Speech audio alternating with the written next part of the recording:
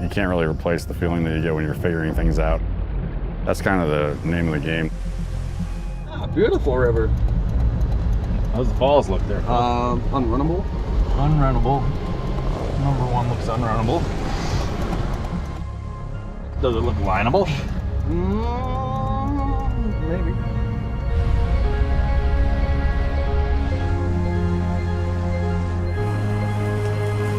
There should be a real good level to fish it, as long as we get the boat over those drops.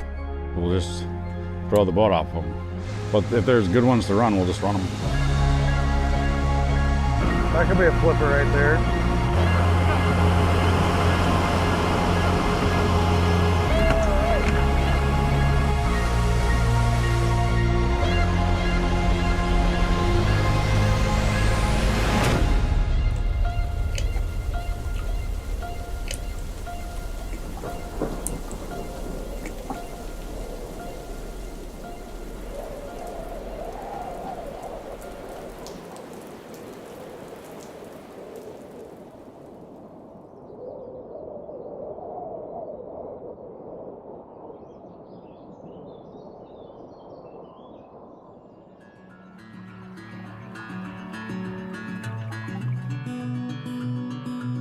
I think I always wanted to be a fly fishing guide.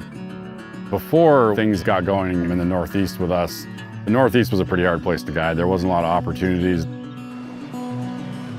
Fishing fully took over in college when I decided that I didn't want to study anymore. I went to Knowles first semester and went to guide school right after that, and then dropped out of school promptly at 3.5 years. At the time, yeah, it was rough. I mean, it would be rough on any parent trying to, thinking, oh, they're going to graduate from college. But I've also learned that he wasn't happy either. He wasn't happy being in a classroom. My name's Dan Harrison. My brother and I own Harrison Anglers in Western Mass. We officially launched Harrison Anglers fall of 2006. We knew we wanted to fish all the time from a very young age, but the whole making it a career thing came in later. We got our first opportunity out in Montana. I got a job working for Glacier Raft Company as a fishing guide and a whitewater guide. When we went out west, we weren't looking to make a career out of anything. We were just looking to have a summer job and have a good time and learn running rivers. The draw to go out west, in my mind, growing up, the fishing was a lot better out there.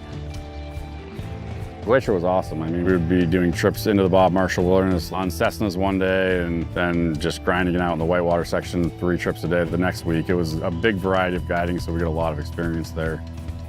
Out west was like a way to get my foot in the door. There wasn't any opportunities to guide in the Northeast that were readily available to somebody that was just starting. Chili came into the program when we were in Glacier, and Dan had made some contacts. We were just trying to piece together the seasons at that point to try to make it a year-round career.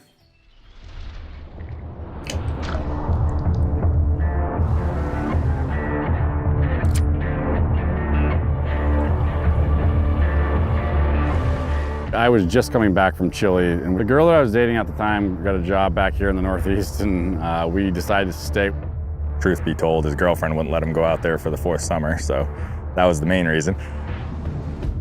And I started kind of using the techniques that we were taught out west and, sending boats down different sections of the river here. And that's when we kind of got onto the fact that there was a lot more wild trout in Western Mass and Southern Vermont than we thought when we were growing up. I was out doing the same thing we'd been doing in Glacier. He was hitting me up with texts and stuff of wild brown trout that he was catching on rivers that we grew up fishing that we didn't know had wild brown trout in them.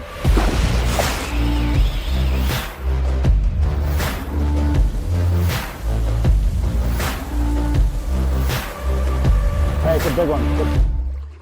Nice bow.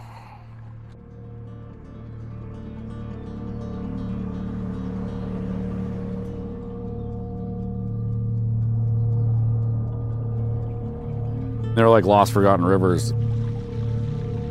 They were polluted and killed off during the Industrial Revolution. While the Industrial Revolution brought wealth to some and jobs for others, it came with a price tag. Pollution from coal-powered factories turned the cities black. Lack of housing created the first urban slums. It's just a lot of stuff that people have overlooked over the years as, potential trophy fisheries. The main mindset about New England trout streams in general is that they're polluted so bad that they can't hold fish and grow wild fish. As the rivers got cleaned up over the last few decades, the fish came back. These rivers are hard to fish. You got to understand what's going on. These are not rivers that have thousands of fish per square mile. Some of those rivers may have only 30 fish a mile. Where we're fishing, there's not a whole lot of access for boats to go down. We're throwing boats off sides of cliffs. We're winching them out up cliffs, dragging them in to put them in the river. It's a lot of work. It's not like anyone can just come out and fish these rivers and have success. What they did was bring these rafts back, and the whole thing was just like revolutionary for this area. I can't overstate that. Like, no one was doing that.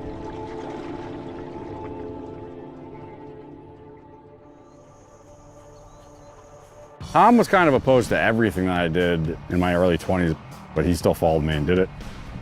Yeah, I'm gonna be honest. Tom, he's the general.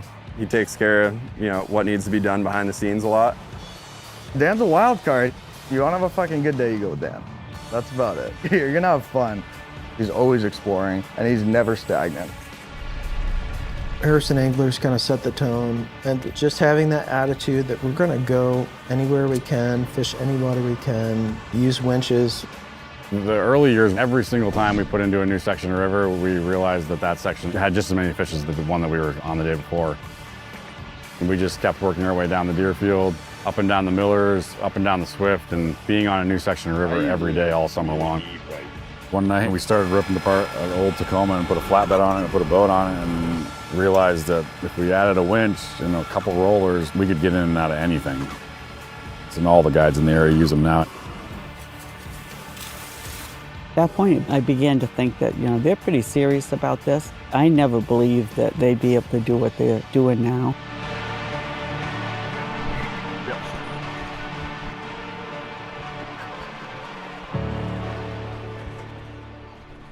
Yeah, boys.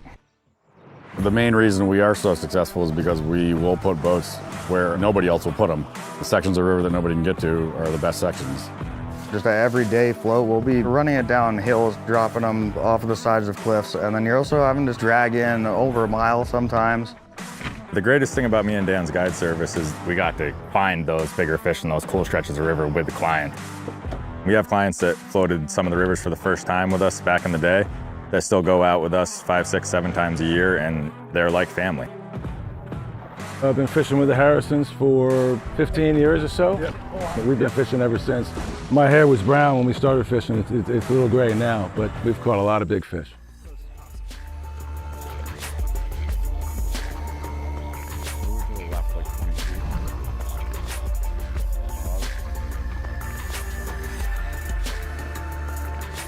We didn't really realize the 12-month fishery that we had here in the beginning. Like, we didn't realize a lot of things. But we definitely discovered that we could float boats down rivers, in this area all 12 months and catch fish. You're fishing for giant northern pike one day, giant browns one day, big rainbows the next day, and it's like huge variety of fishing that is all 12 months. That's a big fish. Pull, pull, pull. Stay tight, strip. Oh, an adult.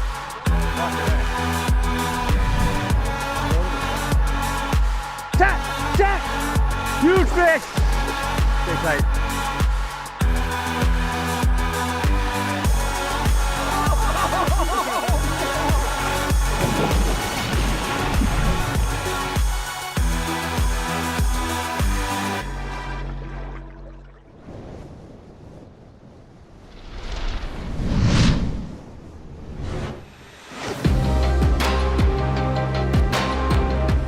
I like everything better when I'm figuring it out.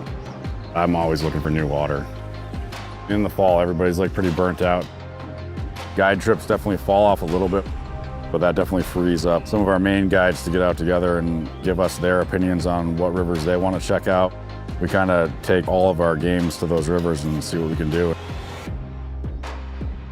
Tomorrow we're thinking about checking out a new river that none of us have ever floated before. I've been looking at this river for a long time. We don't know what to expect at all. From what we've seen online, it's a lot of waterfalls and a lot of really good looking pools. It's nice to just get out and just see something I've never seen before.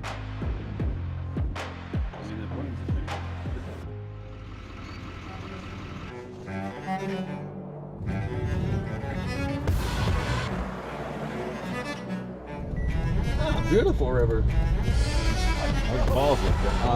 Unrunnable.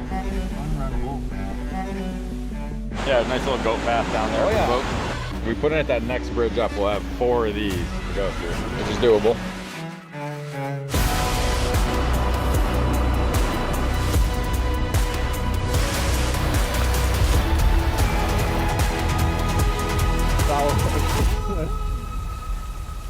Hey, stop. It's never enough with Dan. He's so addicted to this, he wants to go find the next best thing. We should run one through there empty first. I'm gonna take one boat over, send it down through with nobody in it. You're gonna catch it or somebody's gonna catch it? It's almost like right through the middle right over there, right? Let Dan rip it and line the rest. I'm just fired up. Yes, sir. In there.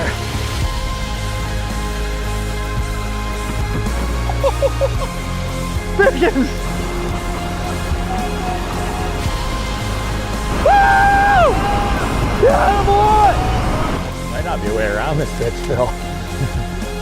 Is he going right through, baby? Can't find a brown trout, find a waterfall. That could be a flipper right there. There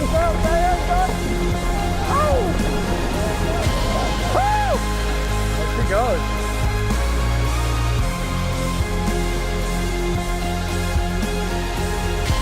Oh boy. Yellowheader. Oh, it's a nice one. Good job, Cam. Look, it came out. I knew that hook wasn't finished. Yeah, this looks like a fun one. Yeah, if you get stuck or go sideways, you're done. Let's see what the ghost boat does. See, Dan, I don't know about that move. It's too big, it's too shallow.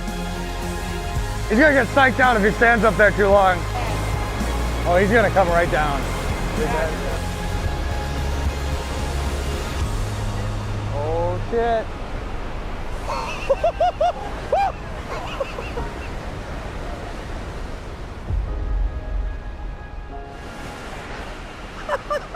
When you're checking out a new river, you could either have stumbled across something amazing, or a lot of the times you end up cutting trees down and dragging boats through. Oh my God.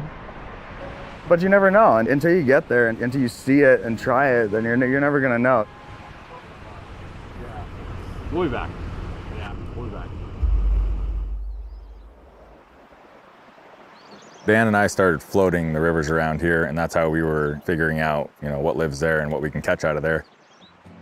The great thing now is there's a lot of people around with rafts doing the same thing, which has created this awesome community of, float boat fishermen around here, which we love and are a part of and, wouldn't want it any other way. They brought these rafts back and the whole thing was just like revolutionary for this area. I can't overstate that. No one was doing that.